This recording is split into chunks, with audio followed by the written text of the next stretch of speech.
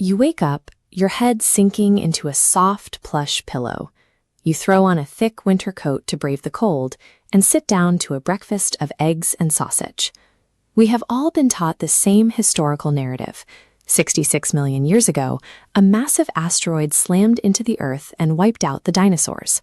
But that narrative is false. Those everyday items from your morning routine actually contain biological dinosaur material. That pillow, your jacket, and your breakfast are the direct results of harvesting millions of tons of dinosaur tissue and plumage every single year. Every single day, you actively participate in an industrialized dinosaur economy.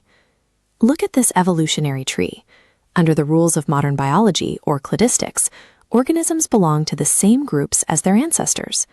Notice how the branch for birds rests completely inside the theropod dinosaur branch. Scientifically speaking, birds are dinosaurs, exactly the same way humans are primates.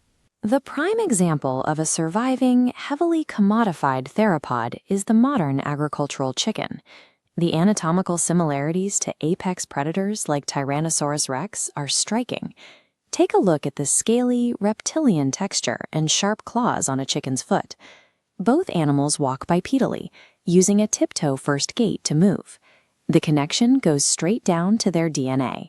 When researchers sequenced proteins from a 68-million-year-old T-Rex femur, they found the genetic sequences were a near exact match to those of modern chickens. When you eat poultry, you are eating the highly specialized, high-metabolism muscle tissue of a Maniraptoran theropod. The food industry is only half the story. The textile industry relies heavily on the goose and duck down inside winter apparel. This material is prized for its high fill power. The soft underfeathers trap pockets of air, creating a layer of intense thermal insulation without adding heavy bulk. This fossil slab shows Sinosauropteryx, a small, flightless dinosaur. Protofeathers first emerged for body heat regulation in the cooler Cretaceous, long before dinosaurs ever flew. Looking closely along its back and tail, you can see the dark, hair-like preservation of these insulating filaments. When we zip up a puffer jacket to survive freezing temperatures, we are exploiting the exact same biological technology that kept non-flying theropods alive in the Mesozoic. When that asteroid hit 66 million years ago, the environment collapsed. The massive, scaly apex predators starved and died out, but specific dinosaurs made it through because they already possessed the right biological tools: small body sizes, warm insulating feathers, and high metabolisms.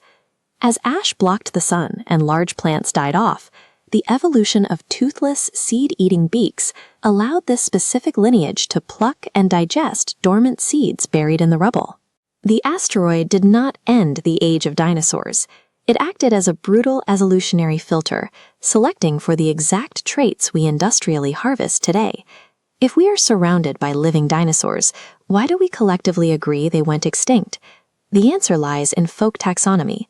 Our human brains naturally categorize animals based on their superficial appearance and how we use them, rather than their actual evolutionary descent.